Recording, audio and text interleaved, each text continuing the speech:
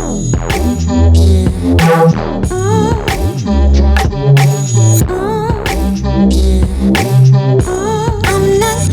guys, and welcome back to another episode of the podcast.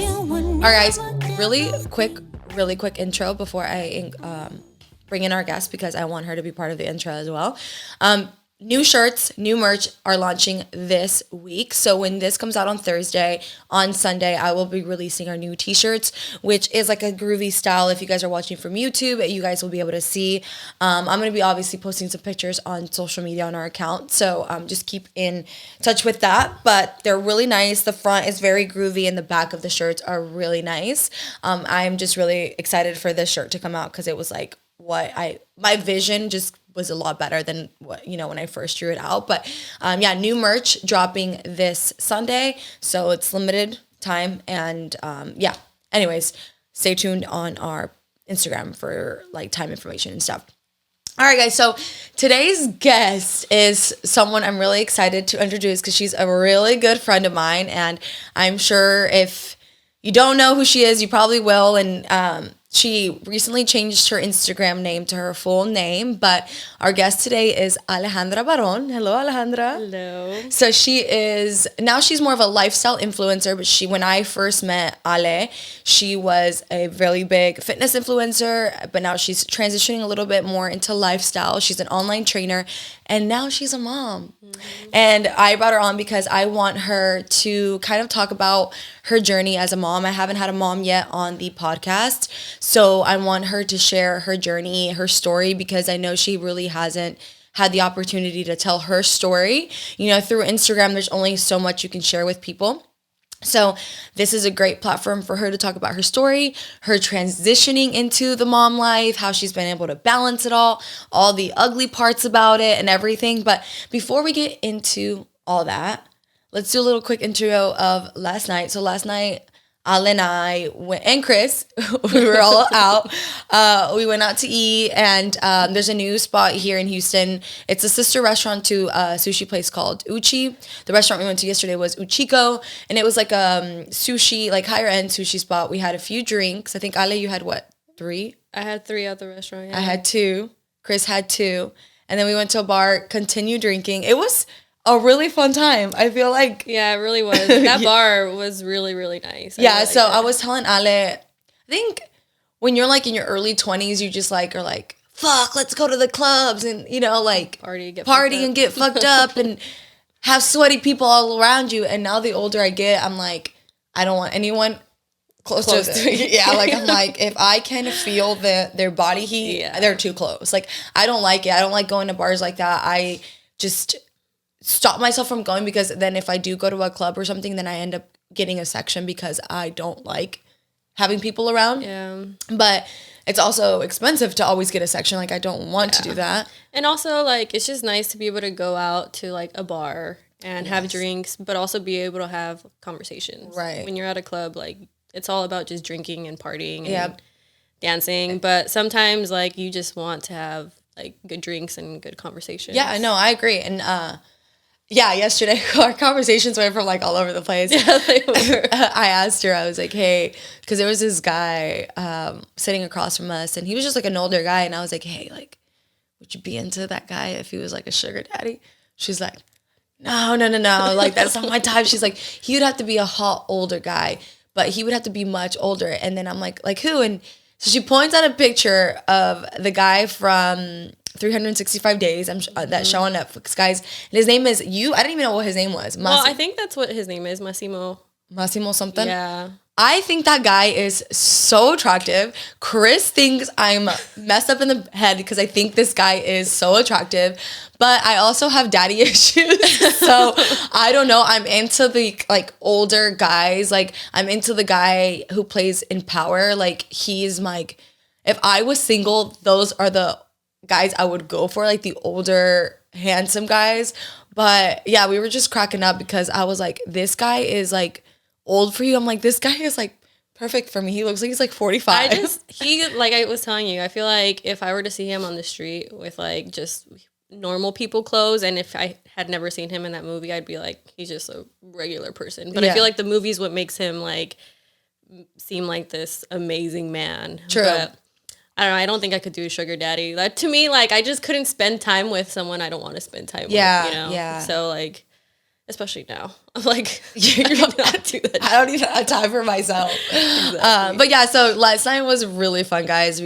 I wanted to take Ale out, and like I said, Chris and I aren't really big partiers anymore, but we love bars. And the place that we went to last night, Chris actually found, they had the best espresso martini. Yesterday was my first time trying an espresso martini, and I'm glad I did, because I tried it at the restaurant and it was so strong. And then I tried it at the bar, and the bar one was just like perfect. Really good. It was a lot sweeter. A lot sweeter. I feel like that'll be our like after dinner bar spot for me and Chris, because it was such a nice vibe. Like we were able to conversate, and it wasn't too loud. The vibe was nice. The lights. It's all about the ambiance. The vibe. Yeah. The vibe was so good. So it's called Clarkswood, I believe. Clarkwood.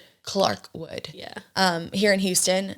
So if you guys want to check it out, it's really nice. Yeah. But all right, so let's get into the episode a little bit. So I'll give you guys a little bit of a background of how Ale and I met. We met so I moved to Houston in 2018.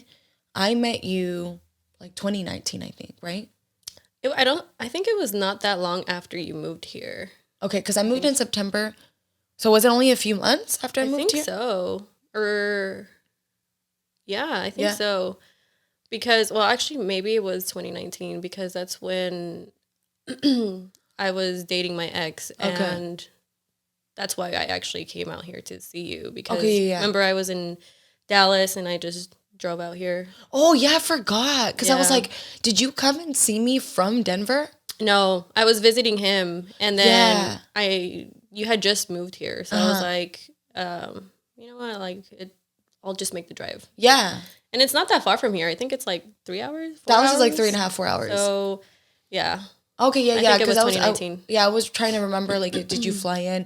Yeah, so we were keeping up with each other through Instagram, and I loved Ale's stuff, because I was like, dude, this girl is fucking hardcore beast, because it's hard, like, as a female, guys, I just, like, train very intense, and you don't see a lot of females training as intense as we do, unless they're competitors, right? Mm-hmm. And if they're competitors, you know, they train hard. But if they're not competitors, girls just kind of like go through the motion, especially back in the day too, when fitness wasn't so hot as it is now. Yeah. And so I started following Ale because I just loved her dedication to the gym. She was so disciplined, and just like, she just lived a lifestyle that I loved and that I was doing as well. So we just kind of clicked from that. And then she came and visited me, and we clicked right away. It was great. It was like just like a 2-3 day trip. I think you only spent like a few days here. Well, actually in Dallas I did, but when I came to see you, I was only here that day. Oh shit, was it really just one day? Yeah, I remember I drove here in the morning, and then I ended up leaving because you were like, why don't you just stay? And I just ended up driving back. Oh dang, I don't remember that. But that was I remember we went to work out, and like that same day was like when we were starting to plan Unleash Her, yeah. Which was kind of crazy because it was the first day that we met. Yeah, that is. And then we planned this whole event. Yeah, so then you came back down with Jackie, which was a mutual friend of ours too. Jackie was doing, I don't even remember her Instagram name. What was her Instagram? I think it was just her name. Yeah. She was doing fitness too, guys, and so it was like, and Jackie was your roommate at the time or no? No, but best friends. Just we were best friends. Yeah. And we were like, fuck it, let's do an event together. And they came back, so she came back down to visit me. Jackie came with her, and we all just clicked. And we put together the Unleash Her event, and it was so much fun. I feel like that event, I learned so much about myself, and then we learned so much about each other. And like, the event was like a women's retreat, guys. So we did like an hour of a workout, but it was like a full day retreat. We gave them like goodie bags, meals, and they just came, and we got guest speakers to speak. We each spoke about our story. You know, I personally talked about, what I went through in my household with domestic abuse. And then I know you talked about, your relationship with your dad and cheating and things like that.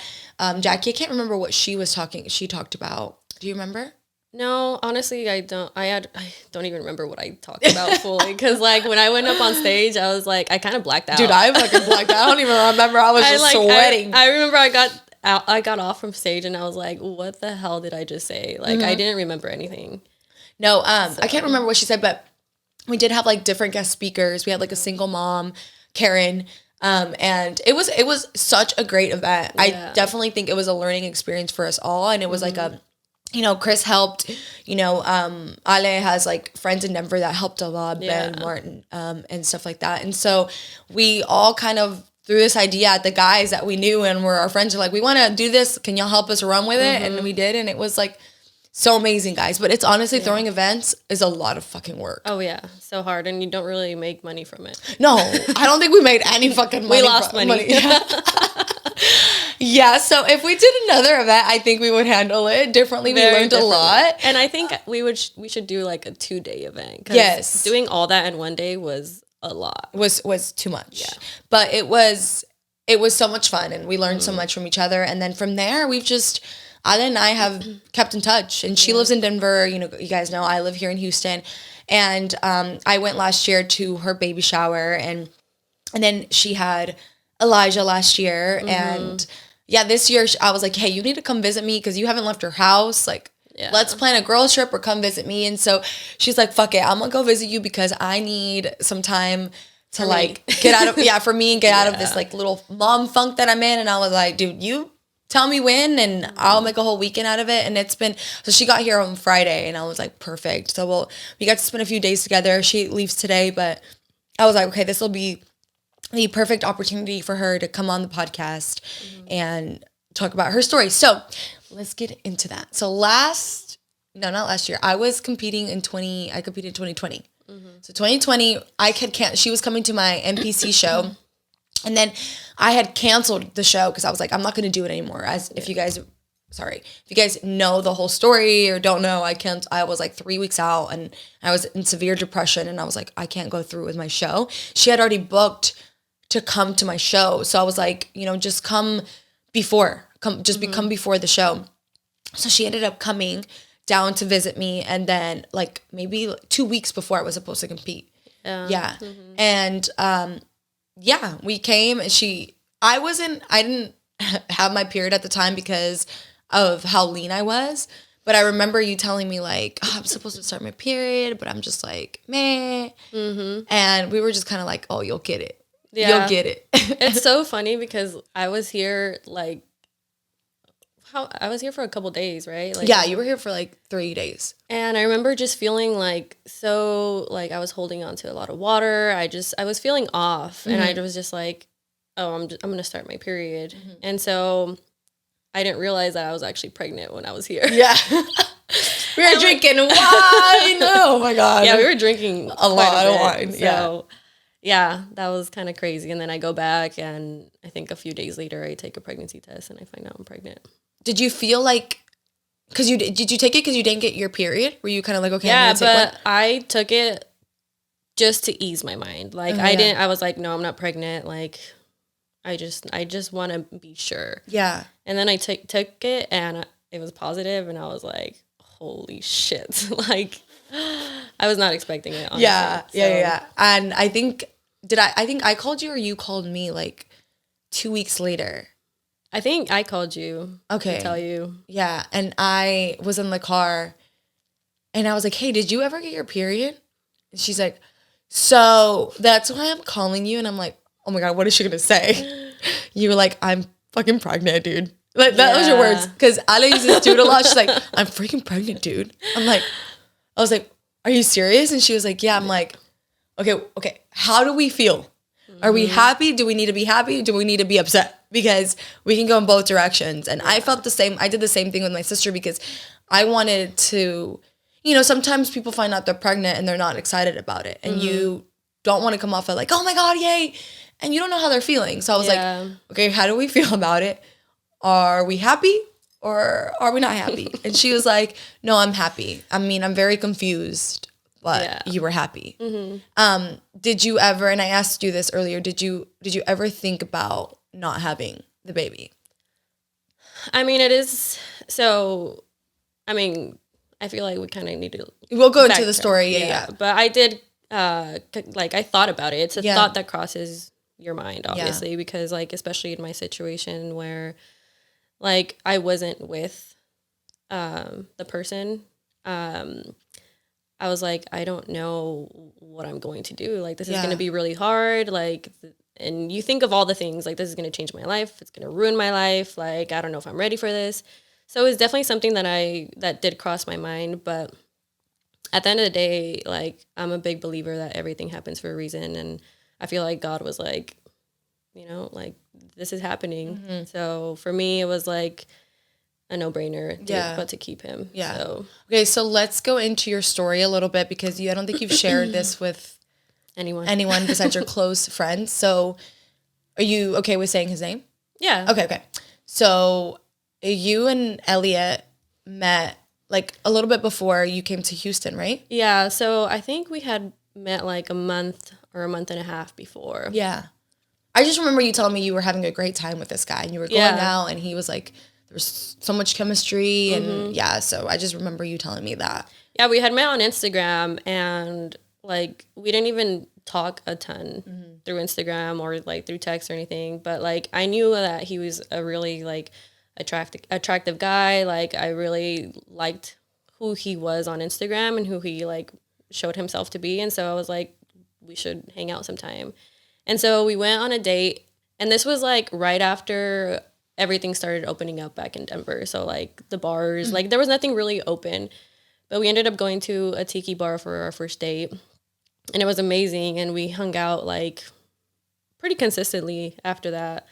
And then I came out here, obviously like I said, I didn't know I was pregnant, but we were obviously hooking up, and like I really liked him. I really enjoyed spending time with him. But we didn't really have that conversation about like, okay, what are you looking for? What am I looking for? We were just having fun. We were just like enjoying each other's company. And I was in a position where I wanted something more serious. I don't think he was at the time, but like I said, we didn't have that conversation. So that's where we were. And then I find out I'm pregnant. Yeah. So it was kind of crazy. Yeah. You were like, I'm pregnant. And I was like, wait, with the guy we just talked about the other day? And you were like, yeah. I was like, damn, that's a lot to take in. Like, yeah, I mean, it was very scary because I was pregnant with someone's baby that I had just met. Like, I didn't know him for very long. Right. So it was really hard because I come from a very, like, religious family, very traditional. So, like, and out of my siblings and everyone, like, I feel like I'm the more responsible one, the more, like, independent one. So for me to be, like, the one that's like, oh, I'm pregnant and I'm not with, you know, my baby's father was, I don't know, it was really hard. And I felt a lot of shame. I felt a lot of, like, embarrassment in the beginning mainly. And especially because, like, with my job, it's all on social media. Like, so I was like, I was really concerned about what it would look like to other people. Yeah. Which, like, I think that's just a normal thing, you know, especially with how it happened. I think you handled it really well, though. Like, you kept it private, and I feel like that was your life. Like, you didn't need. I know you told me, you know, so many people probably reached out to you and were like, "Who are you with? Are you with someone?" Blah blah blah. I wanted to get the details because when you're on social media, everyone feels entitled to know more about it. Mm-hmm. But I feel like you kept that so reserved and, like, your emotions so reserved. And I think that's, like, you just handled it really well. Like, you could have been, if you wanted to, you could have obviously been more open. But I feel like at the time, like you said, you were going through something like not rare, but like it wasn't traditional at all. Yeah. You know, so you were guiding your own self through this journey. Yeah. And I think you handled it well. And from what you told me, you know, I was really shocked at the way that your family handled it well, too. Yeah, actually, I was, too. So when I found out, I was actually living with my parents again because I was in the middle of, like, trying to find an apartment. So I was living with them for a little bit. And I remember, like, so when I told them, the first person I told was my sister. Yeah. And I sent her a picture of a pregnancy test. And she's like, you couldn't have waited till I got home to tell me. Like, you had to send me a picture of a pregnancy test. Dude, I could just see her driving like fucking. I always like her sister is so much fun, guys. She's a good time. She's a good time, and her personality is just crazy fun. Like she has such a bubbly personality, so I can like just be like, I could just see her, and like she's also like she loves the Mexican culture, so she like says stuff. So I could just be like fuck, like I could just see what she was feeling that day. Yeah, I know. So. And the crazy thing is, when I texted her, she was in the baby aisle at Target. What her the? friend? What was she doing there? I think she was like her friend has a baby. Oh, okay. But it was so weird because like I texted her this pregnancy test, and she was in the baby aisle. Oh shit. Yeah, and then the second person I told was my brother. He was obviously shocked, and he kind of got teary-eyed, which I wasn't expecting. Yeah. And then so I was like, okay, the next person or the next people I have to tell are my parents. Like they're going to find out. So I was telling you, like, I'm like, where can I tell them? Like what location can I tell them in where they're not going to like flip out on me or like cuss me out? So I was like, it needs to be somewhere public because if we do it here at the house, I feel like my dad will go off on me, you know, even though I was 24 at the time, like I was very independent. I was just living with them because I needed to for a little bit, but like, so I was still nervous. They're still your parents, you know, especially with how it happened. So I took them to a restaurant, and I remember I was like, I have to tell you guys something.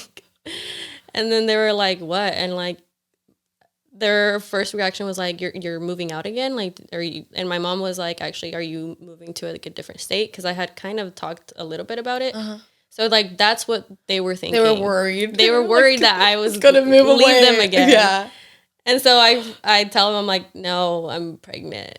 And it was silence. Like, nothing. All you hear is Mexican music in the back as we were at a Mexican restaurant. And, like, chips breaking. So, yeah, it was quiet. And then, I mean, they both started to get, like, teary-eyed. And my dad has always wanted to be a grandpa. Like, he's amazing with kids, and so is my mom. But, I mean, they started crying, and from that moment, they've always been very supportive. Yeah. Like, they were very excited. They ended up taking a shot after to, like, celebrate that I was pregnant. Okay. And obviously, like, they were like, okay, so who's the dad? Like, you know, because I didn't have a boyfriend at the time. But what I really appreciated at the time is like they weren't like asking all those questions. Like they were just like happy for me. Yeah. So now let me think. Like I know that makes a huge difference. It's because you expect your parents to be like, who's the dad? So what are you gonna do? Are y'all gonna live together? Are you gonna get married? Is he gonna be a part of it? Like I can't imagine like because that's what makes you even more nervous, having to answer all these questions that you probably didn't know yourself, like the answers to. Mm-hmm. And I think that is so amazing that your parents were just like, we're here for you. Yeah. We're happy for you. We'll figure it out as it goes. And that's not very common for Mexican especially parents. Mexican parents. Yeah, no. So I was really surprised at their reaction. I feel like my dad would have been like, is that mensa? Or like, what? I feel like that's probably what they thought in their head, but like they didn't say anything. So I was very grateful that they didn't. Because, I mean, in that situation, I already, like I told you, felt a lot of shame, a lot of embarrassment. So, and I felt like, in a way, like I was letting my parents down. Because my mom always told me to, like, no sex before marriage. And I'm like, come on. Yeah. Like come on. We're I know. So she probably thought, like, I was a virgin. And then I tell her, I'm like. You should be like this. People are like, I only had sex once and it was drunk and I got pregnant. I know someone like that. Anyways, my parents were the same way. My dad and I never had like the sex talk, but my mom was like, you gotta never have sex until you're married. And I mean, that was very much how I grew up. Yeah. So, I mean, and that's just like, my parents are Catholic too. Yeah. So like, that's just how they think. So, yeah, I mean, that was a really hard conversation to have. But from that point on, they were very supportive. And then when I told Elliot, I actually sent him a text. And I was like, hey, can we talk? And he said that in that moment, he knew, like, oh, shit. So he calls me right away. And I was like, can we like hang out later so we can talk? And he's like, well, what do you need to talk about? And I was nervous. Like, I was like, I don't know how to say this, and I don't want to say it through FaceTime. Yeah. But he saw it as soon as I FaceTime him. He saw it on my face that I was like, yeah, something was up. Yeah. So I told him through FaceTime, and then he was in the middle of a shoot, and yeah. Oh shit! I didn't know that part. Oh my god. Yeah, he was in the middle of a shoot, and he had to finish it. He had to like continue until he was done, and then right after he was done, I went over his apartment and we talked about it, and that was another hard conversation because obviously we weren't together. We had just met not that long ago. Yeah.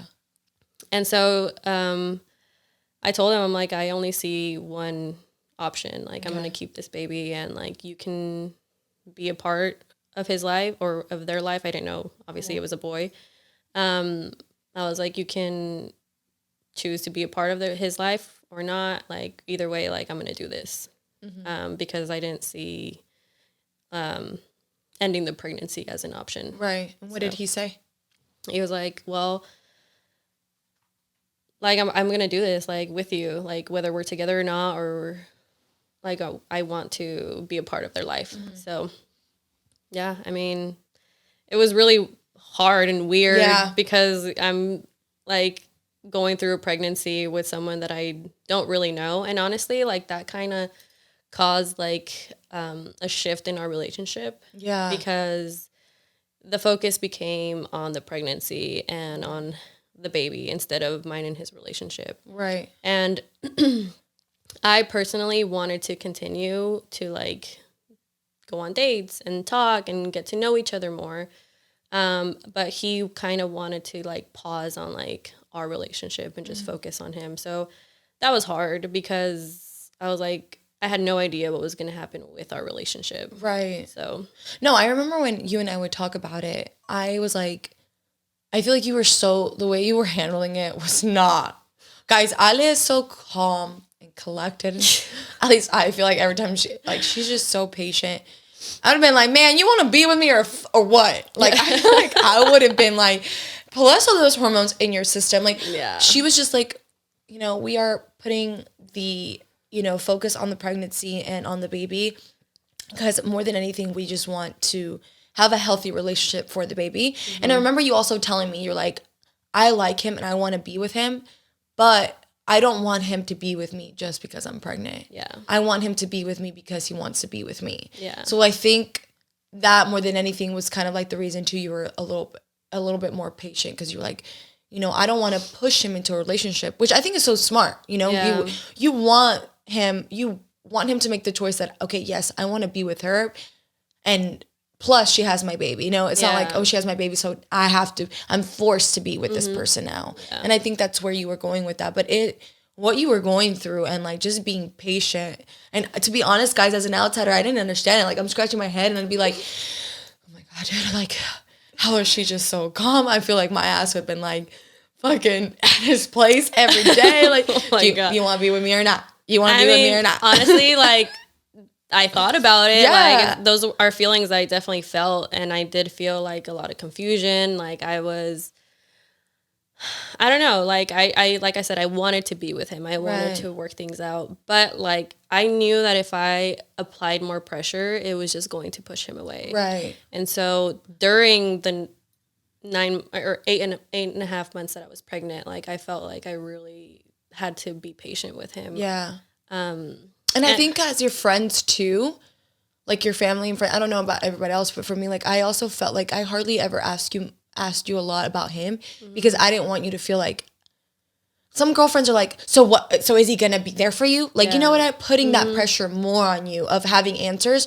Whereas my focus was, okay, I just got to make sure my friend is okay. Yeah. And I would be like, are you okay? Are you good? Are you mentally good? Because if I, asked you, so how are things with you and Elliot? Like, are you guys working? Like, I feel like it was more pressure on you of having to answer questions that you didn't personally know either. Yeah. I mean, I was just trying to figure it out as we went. So like, because I had no idea what was going to happen. And to be honest, like, during my pregnancy, I was just mentally preparing myself to be a single mom. Mm-hmm. Like, this is just what I'm going to do. And The hard part was that he was around. He was going to all the appointments with me.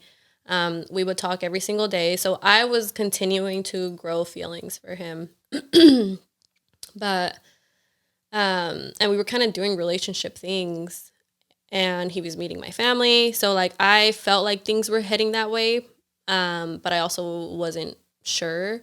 So I felt like I needed to mentally prepare myself just to be a single mom, you know? So, and to me, that also was something that was very scary, because you're never like, oh, I want to, you know, your goals are always like, I want to start a business. I want to do this. I want to make this much money. No one's like ever like, I want to be a single mom. Right. Like ever. Right. So like for me, like I always envisioned me like, you know, getting a boyfriend and then dating and then getting engaged, like doing things like the right way. Right.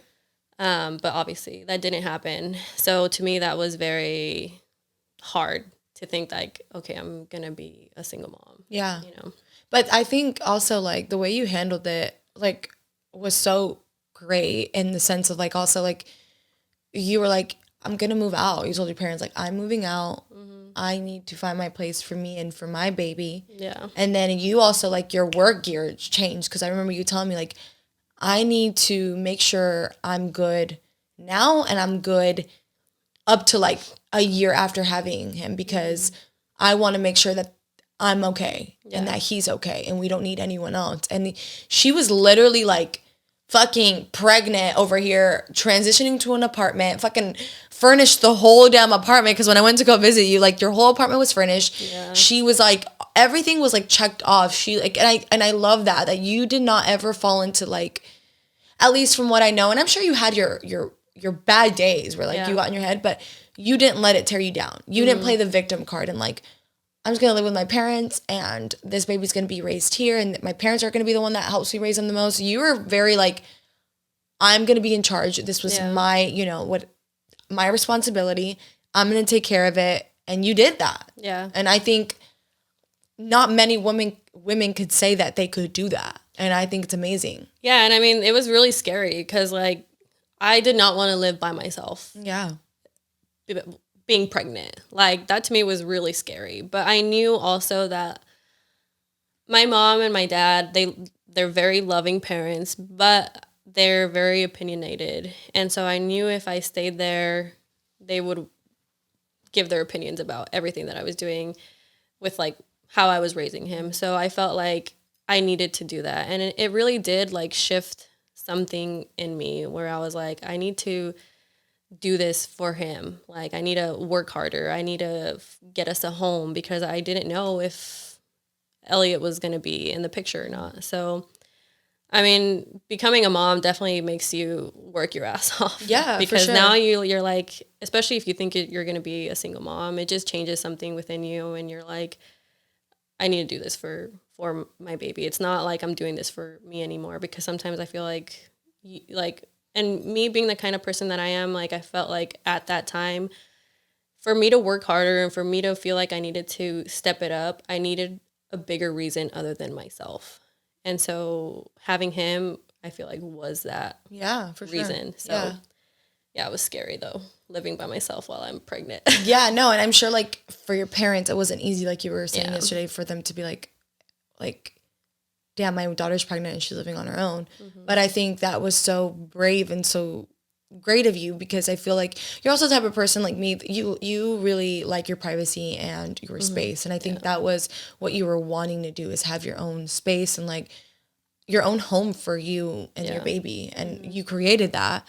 So I think that's really, really brave, which guys, it's just not saying that you have to do that, but it's so hard, like as a female, to be like, have to be the strong one all the time. And I feel like you were that. When did you decide, okay, I'm going to have a home birth?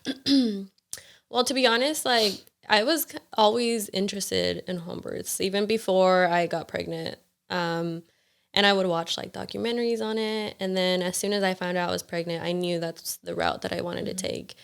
So what I was doing, because I still wanted to be safe about it, I was seeing my midwife. But I was also still seeing my doctor, my regular doctor that was helping me with like my pregnancy. So I was kind of having both, like the more natural way, but then also like the more traditional way with like doctor. So all my appointments, I would have both. And then I just started doing a ton of research on home births and like basically just home births versus hospital births, because my sister with her friends, she didn't have, like, she would tell me her stories about, like, they were kind of like horror stories from hospital births. And just the more research I did and the more I listened to other moms share their stories about their home births, the more I felt like that is what I wanted to do. So when I told Elliot that that's the route that I wanted to take, he was very supportive and he was like, are you sure? Like, that's kind of crazy, but like, that's what you want to do. Yeah, when you told me that, I was like, I was like, of course, Ale would. I'm like, and Ale's so strong, and like thinking back at like your whole story, I'm like, bro, like you are such a strong fucking woman. And then still, you're doing all this shit on your own. You're like, I'm going to have a home birth. Like you at no point showed any signs of weakness. And I'm just like, okay, babe, if that's what you want to do. I was like, are you not scared? And you were like, yeah, but I really want to do this. And I'm like, all right, okay, let's do it. I mean, yeah, it's scary, obviously. Yeah. Birth is freaking scary. And especially, like, I mean, my whole home birth experience was, I had listened to so many stories that I had, like, a vision of what mine was going to look like. And it was not how it ended up. Really? Being. Yeah. Like, I thought I was going to have my baby in, like, the water and that it was going to be very calm and very, like...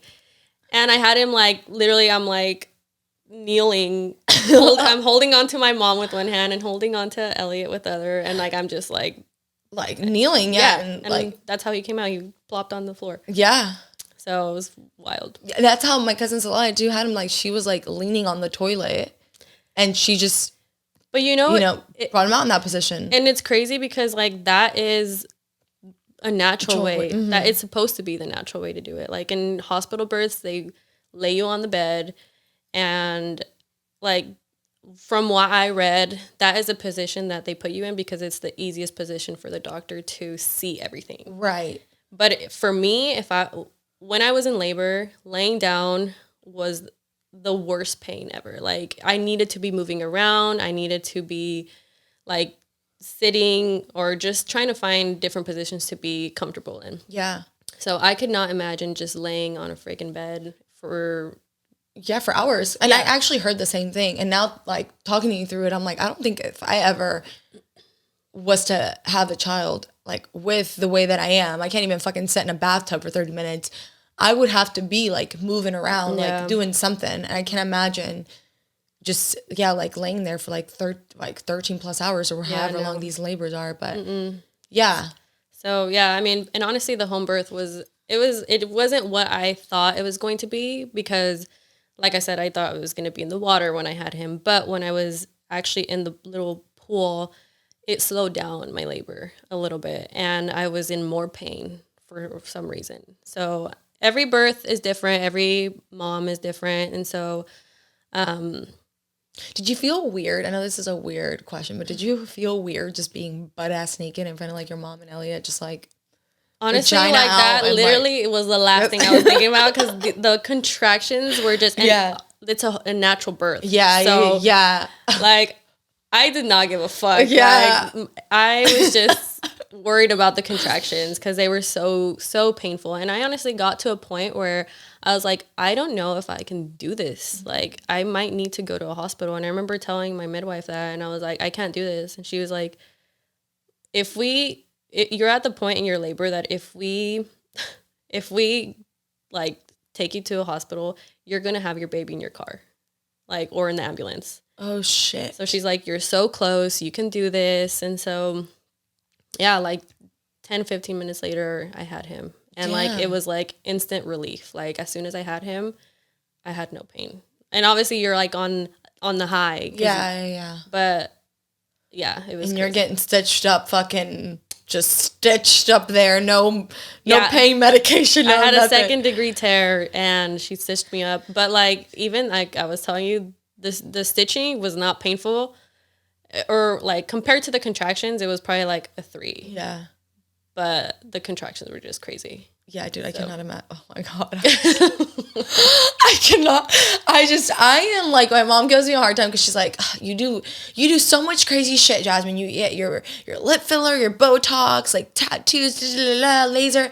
And so you better, if you ever have a child, you better have it natural. And I'm like. She tells you that? Yeah, because she's like, you do everything else that I would never do, like pain-wise. Mm-hmm. You're not going to sit here and tell me you can't do a natural birth. But I don't know if I could do a natural birth like that, because I am a little baby when it comes to, like, not even my baby. My cramps are just so bad, but I cannot imagine that level of cramps plus stitching in my vagina. I feel like I would just, like, pass out. Yeah. I feel like I would just pass out. But honestly, like, birth is just a crazy thing in general. Yeah. And like, the woman body is incredible when it comes to giving birth. Like, that's what we're made for. Right. You know? So, and if you think about it, back then, that's how everyone did it. There was no pain medicine. So like, every woman can give birth. Every woman, for the majority of, of them, can do it. Like, your body is meant to do it. And even though it's painful, like, you can get through it. Yeah. It's just like, it's kind of like that mental block that you have to. Did you ever feel like, because for me, like, when my cramps are really bad with my endometriosis, they're so bad to the point of, like, throwing up. Like, I'm just vomiting without, like, even trying to. This last time that I was at the hospital, I was like, my cramp was so bad. Like, I was like, I'm going to throw up on this nurse. Yeah. He literally gave me a bag and I just, like, was throwing up from the pain. So I've always wondered, do women, I wondered if they throw up from the pain. Yeah, I threw up. Oh, you did? And it was funny because Elliot was holding the little bowl as I'm throwing up, and he got so nauseous also, and like, God, he had to leave because he was already. I mean, everyone in the room was like kind of freaking out. Yeah. Because they were seeing me in so much pain. So he was seeing me in pain, and then he was seeing me throwing up, and he was like, oh my God, like, I'm going to pass out if I stay here. Yeah, I cannot imagine. Like, my mom would be freaking out too. I feel like I could not imagine anyone being in my room and being calm. Yeah. Well, thankfully everyone was calm. Yeah, that's But good. like, I could see it now I can see it in the videos. At the time, I didn't really see or pay attention to anyone else. But my mom in the video, she's just like pale, like, and like, she was like, just, you could probably tell with her, like, rosary, like, she was so nervous. Yeah. And then Elliot had to leave to like another room for a little bit. My sister, thankfully, like, she was amazing throughout the entire labor and delivery. Like, to me, my sister is like, just, she has a very calming, just like personality most of the time, she has her crazy side, obviously. Everyone has seen it on Instagram. Yeah. But she was so helpful during my birth, and I'm so grateful that she was there. And she was, like, massaging my lower back and, like, rubbing my head and stuff like that. And those things are, like, you need that kind of energy when you're giving birth. Right. So, I was very grateful for her. And she didn't have, like, she was nervous, but like, she wasn't showing it. Right. Like my mom and Elliot were. Like, you could see it on their face that they were like really scared. Yeah. And I think it's also because from when I went to your baby shower, your sister was like there for you your entire pregnancy. She was literally like your partner in a lot of the things. So I think she knew like, okay, I have to step up now and be here for Ale and make sure that I'm strong for her. And I think she did that, which I think is not many could say that. They had definitely did. Friends or even sisters that they could do that. Yeah. Like, my sisters would be freaking the fuck. My youngest sister would be popping her knuckles, and Eureka would probably be like, "Oh shit!" Like no. So but I think also like, you never know. Yeah. Like, maybe in that moment, like, something would change. Changes something. Yeah. Snaps. But but she was amazing throughout my whole pregnancy and my birth, and even now, like, she's the best Tia. She is. She's so cute. Yeah, she's funny. All right, so my question that I wanted to ask you the other day was like, did you feel like an instant? I always ask this because I wonder, like, did you feel an instant connection with him? When you had him, like, it was like an instant. Was it like, you know how people are like, you you love your child more than anything in the world. Was it like, did you feel like a new kind of love pop out, or like? Yeah, I mean, and every person is different. There's some moms where it does take them a little bit more to connect to their baby. From what I've heard, yeah. Yeah. But for me, it was instant. Like, because I was like, finding out how I did and how everything happened, like, I started to really tell myself, I'm like, this is happening for a reason. I'm like, God is sending me this little boy for a reason. Mm-hmm.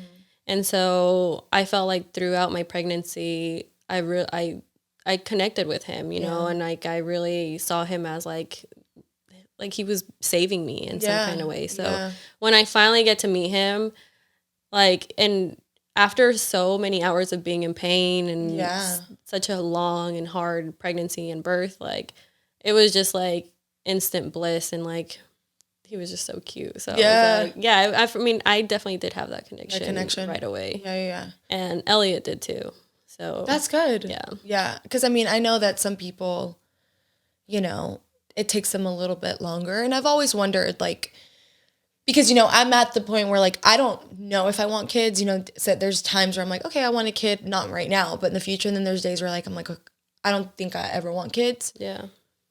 I don't even know if I can have kids. Mm-hmm. So it's like, I've always wondered, if someone were to adopt, do you feel that same connection? Like, if you were to adopt a baby boy or a baby girl, not like an older, because I think that's where you have to kind of build the connection. But if you were to adopt a young child, a young baby, would the level of love be the same? Could you develop it the same as if you had him? You know? I think it depends on the person for sure with, like, adopting. Like, I know for me, like, just giving birth and like creating him and growing him in my belly already made me feel connected to him. Yeah. So I know adoption would probably be very different. Our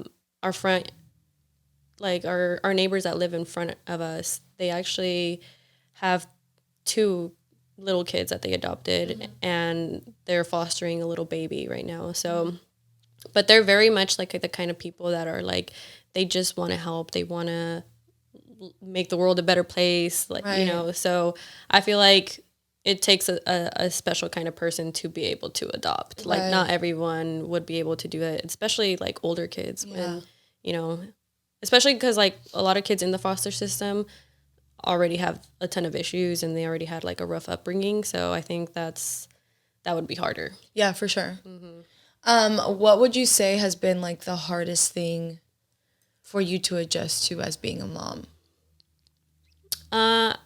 Definitely, like, I feel like lately I've been like in an identity crisis. Like, I'm like trying to figure out who I am again, just because everything moves so quickly with how everything happened with me. And so I went from being single, not a mom, like living by myself, just worrying about me and my business, to now worrying about a little baby, my boyfriend, my business, your house. Yeah. And just becoming a mom, like, you feel like your priority, your duty is your baby.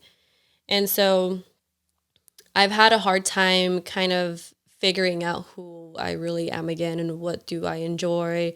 Working out used to be my therapy. It still is, but it's harder to work out. Yeah. So making the time to work out, it takes a lot more work. So it started to feel like a chore to me because it was just not as easy as it used to be. Like, oh, like, you know, I'm going to go work out and then I can work. You know, now it's like I need to plan everything, and sometimes it doesn't happen. So it makes me feel like it's a chore. Right, like working out is like just, I got to get it over with. Yeah. Like it's another check mark on your list. Yeah. So that has been the hardest part because I'm obviously not who I used to be, but I don't know who this new person is. And I'm trying to balance my new life and still do the things that I love. Yeah. And not just identify so much with being a mom. Like, I am a mom, but that's not all I am. And that's the hard part. Yeah. Sometimes, because now, like, that Elijah really he is my everything. So it's hard to do anything else without feeling that mom guilt or feeling like I'm not doing it good enough. Yeah. So it's been a long struggle, and I just started seeing a therapist, which I feel like is what I needed. And I'm going to continue to see her because a lot of times, like, I don't even know what I'm going through. And so Elliot can't help me. Yeah. If I'm struggling, he can't help me because he doesn't know or understand what I'm going through. Right. So seeing someone really has helped to just like put things in a different perspective and to help me feel like my feelings are validated and like I'm being heard. So yeah, I mean, it's definitely a journey trying to find, who this new person is. But I'm getting there. Yeah. I mean, and I think it's amazing for other women to see that even someone as strong as you, as fucking dedicated as you were before, struggle getting back into fitness. I think, a lot of women, they probably feel blame, like damn, I'm such a, loser. I don't even know what the word, not even loser. It would be just be like, how can I not get back into shape? But it's like, it's hard. Like, it's hard. And for you to be like, it's hard for me. And I think that's another part of the guilt. It's like, you have the mom guilt, but you probably have this guilt of like, you used to be this fucking disciplined ass person, and that's not you anymore. But that doesn't mean you're any worse than you were before, It doesn't mean you're not a strong person. It just means things have shifted and you're getting used to this, new Ale. And that's what I've been, trying to get you to see. Like, I think for everyone, not everyone, but they like to put people in boxes. And when you're a mom, it's like, okay, you're just a mom. Yeah. And there's women who just want to be labeled as a mom. Yeah. And, I had this conversation with you, and I think it's, something that irks me. It's like they want to be put in the mom box because they want to use the mom box as an excuse as to why they can't accomplish anything else. Mm-hmm. But I think there are women like you who are like, I love being a mom and I love my child, but I also want to be more. I also want to be who I was, but maybe even stronger now. Like, I want to still be able to train, do the things I love, be successful on my own with work without feeling guilty of, okay, like, I'm not making my child my priority. Yeah. But I think you are. And I think it's important for you to still try to have everything that you want. I don't think, to be honest, I think as a mom, it's very hard for you to have it all by yourself. Yeah, for sure. You would definitely need help. You would definitely need nannies. And then at that point, are you happy with the kind of mom that you are? Mm-hmm. But you can still have a good balance of everything else. And I think, a lot of women use, like, they become a mom, or they even like men, they become dads and they're like, oh yeah, well, I didn't do that because, I had a son or I had a child. And it's like, you can't put that blame on that child. Yeah. It's like, you decided to not make it happen by doing X or finding someone to watch it or do whatever it is. Mm-hmm. You didn't try to figure out a way, because there will always be a way. Yeah. And I think, it is important for the type of person you are to find your balance again in everything. And it's like what I told you. I don't think you necessarily have to be a person who goes and works out 7 days a fucking week anymore, or 6 days a week.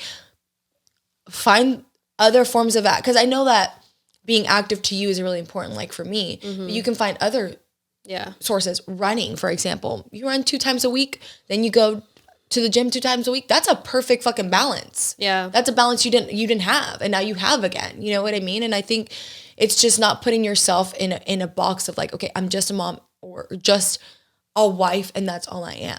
Yeah. And I mean, that's like where I'm trying to get, because Elijah's going to be, he's 14 months. So I feel like I'm trying to find that balance again.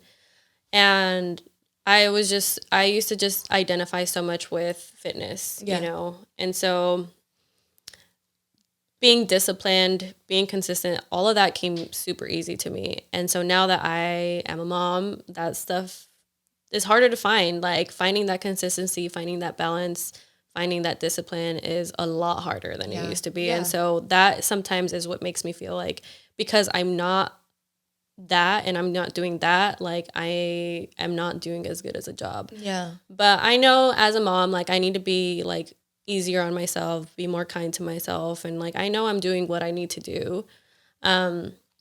It's just going to take time for me to find that balance again. And that's why I'm like, I can't have another baby anytime soon. Cause if I'm like, I'm barely getting back to, you know, finding that balance again and feeling good about myself again. And so, yeah, I mean, as a mom in general, like everything falls on you, like caring for the baby falls on you. Everything that has to do with the baby falls on you.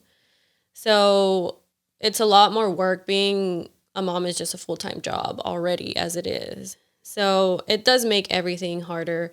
But like I told you in the beginning, like Elijah has given me this like sense of like, just like a new motivation to get things done. And it's a lot harder with a baby. But I know, like, I don't want to use having him as an excuse. Right. And I don't think you do. Yeah. Yeah, I don't think you do at all. I think right now, like, you've never called me up and, like, ever said that. But I know there are people that do use their children as excuses. But I think for you right now, I think, it's not that I think, I know. It's just, it's going to take you some time. And you've progressed so much since you've had him. Yeah. And I mean, the mom work that you do is absolutely amazing to see too. Like, guys, I was just telling Ale the other day, like, she is like the perfect representation, at least for me, of like the kind of mom that I would want to be. Like, she literally plans out playtime for him. She has him on a set fucking schedule. Like, she doesn't let him use electronics. Not that there's anything wrong with that, but she's putting in the extra effort for her child. She cooks for him daily to have actual whole food instead of giving him French fries or whatever. Not that there's anything wrong with that if that's the way you're choosing to be, but the way that she's choosing to be, it requires a lot more effort. Yeah. It's not the easy way to be a mom. It's not like, here, so I can go, or here's this fast food so I can like. You're literally like making things harder for yourself because that's an extra hour of playtime you're putting because you have to watch him and like you have to keep him entertained. That's an extra hour and a half, probably if not more, a day that you're in the kitchen cooking his breakfast, lunch, and dinner. Like making sure he's on a routine. Like that means that you have to prioritize him all day because you can't plan anything around the time that you're going to put him to bed because that's his routine. Yeah. So it's like you are putting a lot more, you know, work, not even work, you're putting a lot more love and attention to your baby than, not that a lot, but that some women do. And I think that makes it a little bit harder, but I think that makes it great too. I think, you know, it's a great, you know, way of you raising your child, and it just shows like, maybe that's the way that your discipline is showing now. It's not so much in the gym, it's the way you're raising Elijah. Yeah, and I didn't really think about it that way. Yeah. And I'm not gonna lie, like, sometimes I do want to take the easy route and like give him fucking Chick-fil-A. Like, because it's hard, you know, and like sometimes something that I've struggled with is like when I cook for him, at the end of the day, when he's in bed, especially when Elliot isn't in town, like it's easier for me to just order food. Yeah. So because I don't want to cook, and two, I don't want to clean any more than I already have throughout the day. So like, there's ways that I know that I'm not being as disciplined as I used to be because like I'll order food and stuff like that. But when it comes to like parenting him a certain way, like these years, I think up until they're like 5, they're the most important years of their lives because that's when they grow the most, they learn the most, like their development is so important during this time. So I feel like it is my duty to put more time and more effort into how I raise him and how me and Elliot raise him, because it's really gonna like, I don't even know the word, but like it's going to change how he is as a person when he's older. Right. So having him on a schedule is really important, not just for him, but for us, you know, like creating habits for him. Yeah. And like he has his bedtime, at 6:30 every day, he's already asleep. And like he's gotten used to it at this point. So like he wants to be sleeping at that time. And then he's awake by like 6:37. And it was a lot of work to get to that point, you know, and it was hard, you know, just getting him on a schedule. But if you don't get a baby on a schedule, that baby's going to run your life. Yeah, it runs you versus you at least trying to control a little bit of it, you know? Yeah, and it's harder to change as they get older. So thankfully, Elliot was very helpful with that. And he was like, okay, we need to put him on a schedule. And we did. And now, like, his schedule it works for us. And the things that work for us might not work for other parents, you know? And, like, the things that I choose to do, like not give him an iPad and not give him like screen time, that's just my decision. Right. You know, so that doesn't mean it's the only way. Yeah. And like, it doesn't mean it's like, it's right for me. Right. It's right for my family. Right. But because other people decide to do it, like that's just a different route that you can take, you know? So, and I was telling you, I'm not going to never give him an iPad. Like there's going to be times where I'm like, okay, like I need time for me. Like if we're on a flight somewhere and like he's losing it, like those are times where I would do it, you know? Yeah. But yeah, no, and I think it's like you said, there's not one route, like, and it doesn't work for everyone. Your routine may not work for everyone. I think it is great putting a child on a routine because like you said, that child doesn't run you, you know? But I think with something you talked about a little bit too is like there's this mom shaming. Like if you don't do things a certain way or use certain products or whatever, it's like you're being a bad mom. And it's like, come on, moms, like y'all need to be fucking helping each other because like that's the thing too. We're not here to judge. Moms are the ones that will shame other moms. I know, I've heard it so much and I'm like, what? And it's so sad because I'm like, you are literally going through the same things I'm going through. Yeah. You're still trying to figure it out. And just because you do things a different way or you parent a different way doesn't mean the way that I'm doing it is wrong or better than yours or less better than yours, you know? So I don't know. I feel like, especially on TikTok, mom shaming is crazy. Like, and I don't know. It's really sad to me because I just wish they would be more supportive of each other, especially because they know what it's like to be a new mom. Yeah. So yeah, no, I feel like sometimes it's just like a competition kind of thing. Like, oh, I'm doing a better job than you, and it makes them feel internally better. But it's only because they're dealing with their own issues. I mean, that's when people judge, when people like say mean things. It's just like them projecting their own insecurities onto you. So I've had to learn to really not pay attention to what other people tell me and just focus on how I want to raise him and how me and Elliot want to raise him, because at the end of the day, that's really what matters, you know, and like I can learn from other moms or I can, you know, I don't know, like you take bits and pieces of what they're doing if you want to incorporate it into your life. Everyone has a different lifestyle. Everyone has different schedules. So like, it's just what works for you and for your family. Yeah, no, I agree. Yeah. So, you know, we can get into a little bit. How are things with you and Elliot now? They're great. Okay, so because I know she's been bringing him up a lot. So they are living together. They're actually in a relationship now. Yeah. Okay, yeah. So forgot to say that. Yeah, no, it's good. We went to a good little transition, but yeah, things are a lot better with you guys, right? Yes, we are together. We've been together. And we have a house now. Yeah. And things are really good. Obviously, we're learning how to be parents and be in a relationship, which is really hard because we didn't really get the chance to date before Elijah.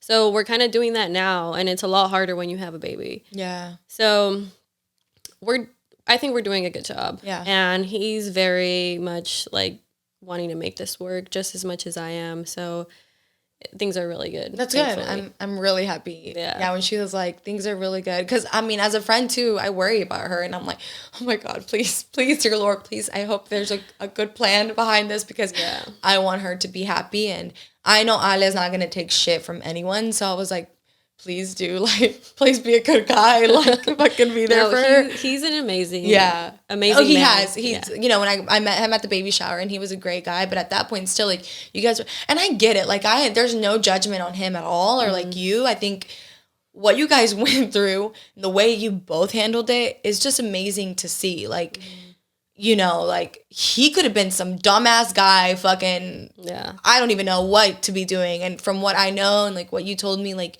yeah, he wasn't sure about the relationship, but everything he did for, you know, your baby and to make things good with you. Yeah. You know, and I think that's so healthy and so important. And now, thankfully, because of that, you guys are now in a loving relationship. Yeah. And I think it's great. Yeah, I agree. So it all worked out, thankfully. Yeah. Do you feel like, you know, and I will say, like, from having, like, a lot of my friends, like you, Aurelie, and everyone, you know, they have babies. And I will say that, like, for me, seeing as an outsider and what I already knew, I do think, though, that the mom still takes most of the load.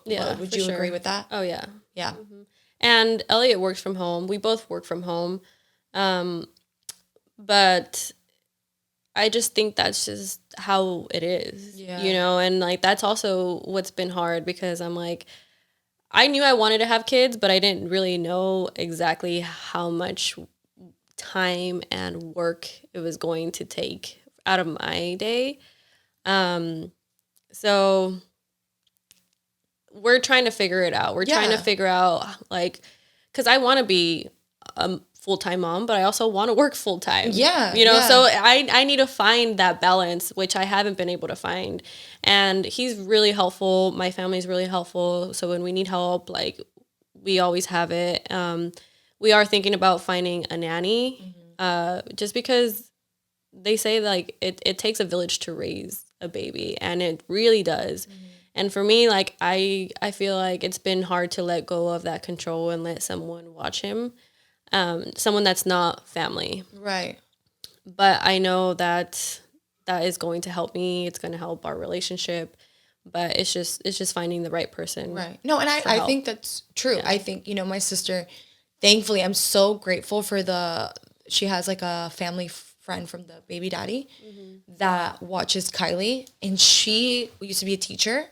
So the amount of effort she puts into watching Kylie is just absolutely incredible. Like, she literally makes, like, because Kylie's little, just like Elijah. And they're, like, I think, so Kylie's my sister's baby. They're 3 weeks apart from Elijah. And this sitter, she literally, like, will make these little creations, because she also watches another little baby, but makes these creations for Kylie. Like, for example, she made a sandbox out of graham crackers, so that in case Kylie wants to eat it, she can eat it. And then, like, she just makes all these activities for Kylie. So it's like, it's so, like, I think it's great to have a nanny, but it's also great when you have someone that, like, is also, like, teaching your child and being interactive with your child. Because, I mean, nowadays, you can have a nanny who's just, like, puts on the iPad for him and watching him or whatever.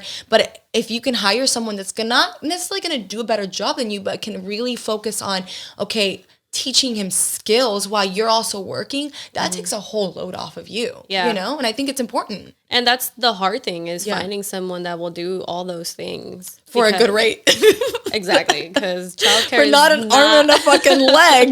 Because some of these childcare prices, I'm like, you pay how much? Like, all these people are like, they want to turn me out. I'm like, hell, like, it's expensive. So it's like almost like some people are really like, well, do I even want to work? Because my whole paycheck is going to childcare, which I understand, but it's just like, damn. I mean, I feel like that's why a lot of women do become stay-at-home moms because childcare is so expensive. Yeah. So, yeah, I mean, that's what we're doing right now, and we're going to start the process of finding someone. That's the kind of nanny I would want, is someone that is helping with their development, someone that is interacting with them and not just watching them, you know? So it's going to be hard to find someone like that, but we want to. So, like, we can get some help from someone that is not family, like, at least, like, a couple days out of the week, because that would really be helpful to me. Yeah, that's good. During your pregnancy, you know, coming from someone in the fitness industry, were you ever like, okay, I need a diet during my pregnancy so I don't gain weight? Hell no. No? Okay. Like, and I had done a lot of research, too, about, like, just my pregnancy and how, like, I need to be eating. And it was hard because I had been so fit my whole life. Like, I've always been very active. I've always had a certain body type. So for me to go from being very lean, because before I got pregnant, I was pretty lean. Yeah, you were. to like now being pregnant and just seeing the number on the scale go up and up and up. Obviously it was hard, but I knew it was for a reason. Like in that time, I'm like, this is not my time to worry about how I look, even though it is hard to accept how you look, you know, because you're gaining a ton of weight. But it was just not my time to worry about that. And I try to stay active during my pregnancy. I had extreme lower back pain. So I only worked out when I felt good. And then towards the end of it, I just kind of stopped and I would just walk. But during your pregnancy, it's not the time to, you know, go hard in the gym and try and hit PRs. And like, it's not the time to diet. Like you need to be eating more to nurture your baby. And it was a scary thing to think about. Okay, how am I going to lose all this weight after he's here? You know, but I just needed to remind myself that like this just isn't my time to worry about that. Yeah. Which, as someone who's very active, it was really hard. Yeah. But that's what I needed to do. What about after having him? Were you like, okay, I need to start dieting now, or? I didn't really think a ton of. Or about the nutrition part. Like the first couple weeks after having him, I wasn't even eating a ton of food. Like honestly, like I didn't take care of myself how I should have, because just caring for a newborn was really hard. And like just learning how to be a mom was really hard, and I was breastfeeding. So doing all of that was really hard. And I would just forget to eat. So once I was cleared to work out, I feel like that's where my focus shifted. And I was like, okay, like I'm not going to put pressure on myself to lose the baby weight. I just want to get back into having a consistent routine. And I finally felt like my body was mine again, because when I was pregnant, like it's almost an out of body experience, because you don't feel like yourself. I had pain, lower back pain. So I was constantly in pain. I wasn't able to train like I normally did. So it was really hard during my pregnancy to just feel good. Yeah. You know, so once I had him and I was able to train again, I felt like I was just starting all over again, because I felt very weak.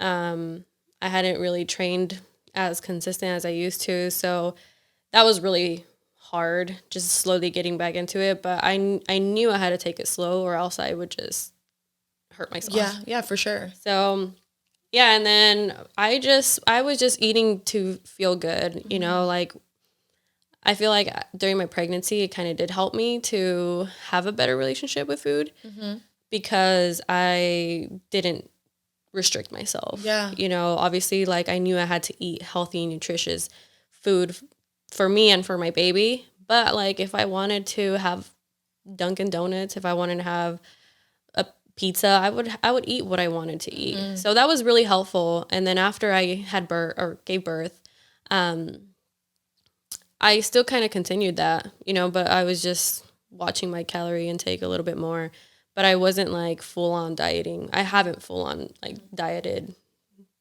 since it's been a long time. Yeah. So no, I think it's important to like, that's why I tell people like it's all about balance, because yes, could you have fucking right after having your baby gone full on diet mode and stuff and lost the weight faster? Probably. But then could you have kept it off?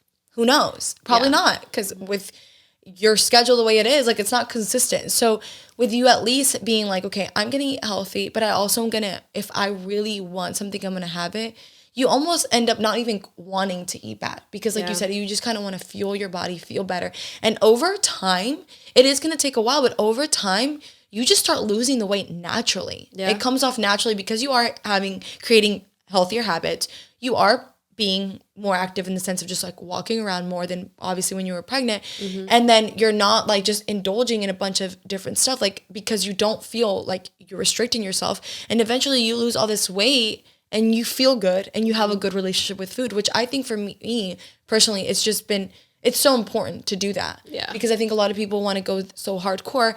I will say though, as a coach who also trains, some of my clients are pregnant and some of my clients are post having their baby, I will say that they do have a hard time because they develop like some bad habits where it's like really hard for them to cut out chips or eating out every single day. And that's where it's like, okay, you do have to sacrifice some. You can't just be eating out every day and expect to see the baby weight come off. You do have to try to at least eat healthier foods and get some movement in. Yeah. And that's what I tell my clients too, because I have a few clients who they just had their babies not that long ago, but they tell me like when I was pregnant, like I took advantage of that time and I ate everything that I wanted to eat. So they started creating those bad habits during the pregnancy. Right. And so that's why I felt like when I was pregnant, I'm like, I know I need to eat healthy for the development of my baby. So I was eating healthy, but I was still like, okay, I can eat extra calories. So why not like indulge when I want to indulge? Yeah.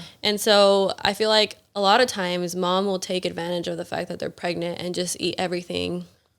Because one, you're really hungry. Yeah. Two, your body already is like not your body, so you're just like fuck it. And but it does make losing the baby weight a lot harder. Yeah, for sure. So it's not about dieting, but it's just about being cautious. Yeah. Of what you're putting in your body. Some 80% of the time. Yeah. No, I agree. Exactly. I think that's great. I just wanted to get your opinion on that because, coming from a fitness influencer, people don't know. Maybe they were like, oh, she probably dieted her whole pregnancy or whatever. But I think what you did. No, I remember you telling me that too. You're like, I eat Chick-fil-A often, or that's what you were craving like the most when you were pregnant. Multiple times a week, honestly. Like, but Chick-fil-A is the best. It's like not even, if you, I guess if you have fries all the time, but Chick-fil-A is healthy. I consider Chick-fil-A healthy for me. I mean, yeah. Like the grilled chicken sandwiches are fucking healthy. It's one of the healthier ones. Yes, but probably not if you're having it like 4 or 5, 6 times a week, like I was doing. Which honestly is like it worked out. Yeah, no, it worked out. And Elijah's had fries from Chick-fil-A, and he loves them, and I'm like, you love them because I had them all the time when I was pregnant. Yeah, that's what you were craving in my belly. Okay. Yeah. All right, let's get into some fun questions before you close it out. So, tell me about your nipples. Did your nipples shrink back down?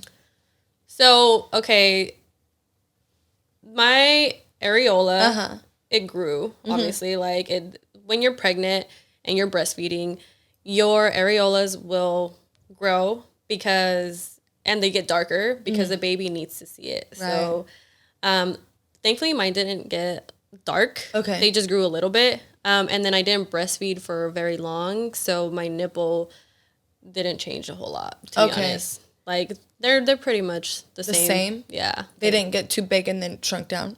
No. Or did they shrink back down at all? They've stayed the same. They've stayed the same. Yeah. Okay. Your breasts got bigger during pregnancy, right? Yeah. And I had a boob job. Yeah, that's what I was going to ask. Before. How did it change your boob job?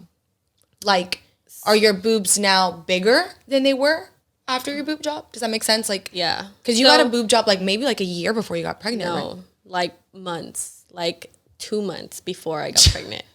Yeah.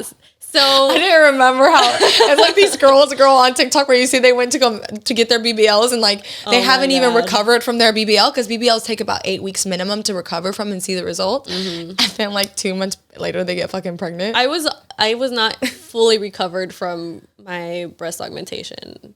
I don't think so. Like, yeah. So then I got pregnant and obviously they grew. I don't think that they changed a whole lot because of pregnancy. My boob job, I feel like, is what, like, I lost sensitivity on one breast. Because of your boob job? Yeah. Okay. But, and it actually made breastfeeding more painful. Oh, shit. On that boob. So I lost sensitivity, but it hurt more to breastfeed on that breast. So, I don't know. Like, they definitely have changed. Like the sense of the shape? No, the shape is the same. Like, they didn't get, like, saggy. Oh, okay. Or, they just feel more natural, which is what I wanted. Yeah. So, thankfully, they didn't change a whole lot. That's good. Okay, yeah, because I was wondering, I'm like, how would that change your breasts? Like, did they get saggier or... No. And I think if I wouldn't have gotten a boob job, like, I was, like, a B cup before getting my boobs done. And I would hear horror stories of like girls who they had basically nothing and then they got pregnant, their boobs got really big And then they went back to having nothing, but they were saggy. So that was what scared me. Yeah, so thankfully I got my boob job right before I got pregnant. Yeah. Or else I'd be just with little boobs and saggy boobs. Yeah, I know. I feel bad. I'm just like, oh my God. And I mean, some women, they do want to wait till after they're done with all their kids to get their boob job if they don't have one before. But okay, so before we close off the vlog, have there been moments where you just cry? Oh, yeah. Because I feel like there would be so many, from what you told me and just like who I am, and like when I get overly stressed, like I just armadillo mode, fucking close off and just like cry. And I can imagine there being moments for you where you probably go to your bathroom or closet and just cry a little bit. So ever since I've had him, I'm a fucking crybaby now. Like literally I cry for everything. And I hate it because even if I'm having a conversation with Elliot about like, I don't know, like our finances or about like a little argument, like I literally cry every time. And I'm like, this is not me. I used to not cry ever. Yeah, yeah. But now I cry all the time. And I feel like, obviously, your body takes a long time to recover from giving birth and being pregnant. So my hormones, I feel like they're still, like, regulating. I'm still trying to learn how to manage everything that I have going on. So I definitely do have those moments, and I do have moments where I just like I hate everyone, not Elijah, but like everyone else. Yeah, for sure. So like I mean, we all have those moments, and maybe like I have them a little bit more now that I have him, just because it's really hard to just be a mom. Yeah, I know. So I have them, and I think everyone has them, even if you're not a mom. Yeah, everyone has moments. Maybe like except guys. Guys, I feel like are different, but girls. Yeah.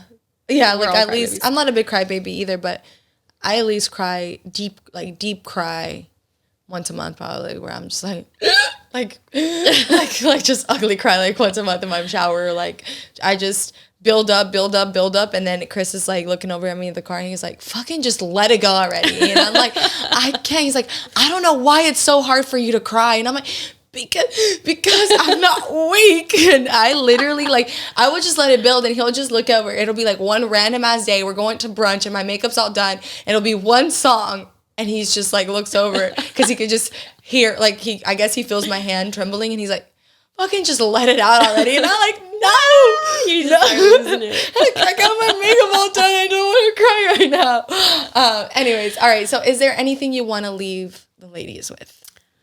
I mean, I think it's mainly towards moms.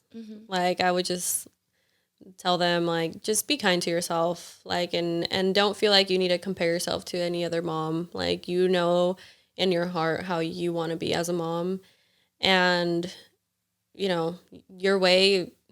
Maybe it's different from other moms that you know, but doesn't mean that it's worse or that you're doing a bad job. We're all just doing the best that we can, and sometimes like our best on some days is like just getting through it, and some days it's like really like taking charge of your day, and like every day it's going to be different, but I just, as long as that you feel like you're giving your best, which I think that's important, like, because I think some moms may just struggle with the fact where like, maybe I could do a little bit better, and maybe they can, so it's like trying to do a little bit better, and then maybe you'll feel better inside, but like you said, not every day is going to be perfect, and maybe your best is a 60% that day. Yeah, you gave it your best, and also just like make that time for you. Yeah, like as a mom, like if you don't make the time for yourself, it's not gonna happen. Yeah, you know. So like, if you need to wake up a little earlier to do your makeup or to get a workout in, do it. Like, make that time for you because it's so important. And now that you're saying that, you wake up an hour and a half before Elijah so that and I love that you said that. So he doesn't run my day. I take control of my day. So you start your day an hour and a half before he wakes up so that you have time to do your makeup and to feel good and to have some you time, correct? Yeah, I do. And it's harder. Like, I used to be able to wake up early every day, and like it came so easy to me. Now it's a lot harder, but I know from just this past year that if I don't wake up before him, my day just doesn't run very well. So I make that time for myself in the morning to just like, even if it's not to do my makeup or to get ready, it's like to finish up work a little bit or to read or to, just have alone time. Right. So making that time is so important. It's a lot harder to do when you're a parent, but it's very important. Yeah, no, I agree. Yeah. Well, thank you so much for sharing your story. I really appreciate it because I know I got the scoop, guys. You know what? I'm not going to post this. I'm going to sell this shit. Who wants this story? No, so I really appreciate you coming on and just, talking about your experience as a mom, because I know yours hasn't been the traditional route, but it's been amazing to see your journey. And I love you so much as a friend, you know that. And I'm just so grateful that I met you and that you were part of my life. And you are, like I said, and I've told you this whole weekend, like, I'm so proud of you, and I watch you, and it's just like, you need to give yourself a little bit more grace, because I honestly feel like you're fucking killing it. So I love you so much. I love you too. And I appreciate you just being there for me and having me on your podcast and letting me share my story finally, because it is something that I wanted to do, but like I said, I've been trying to just figure it out. Yeah. So yeah, I mean, that is the scoop. That's the story. That's the story of little baby Elijah. So yeah, I will put all her Instagram stuff in the link below, guys, in case you guys want to follow her or hit her up. And, Ali's always answering girls' questions on her stories and stuff like that. So if there's any kind of, questions, or even if you guys resonate with her, hit her up, because it means a lot. I know some of you girls actually reached out to Suzette last week, and like the messages that you guys are sending in are just absolutely amazing. And like I've said before, if you could just share the podcast on your story. Guys, we hit 10K on Instagram, which is like such a fucking big deal for me. Yeah, like I was huge. So excited, and I'm just so grateful for you guys. And I'm going to be doing a giveaway really soon. So stay tuned for that. And, like I said, I love you guys so, so much. Thank you guys for the support. Don't forget, new merch Sunday. So be on the lookout for that. And I will see you guys next week. Bye.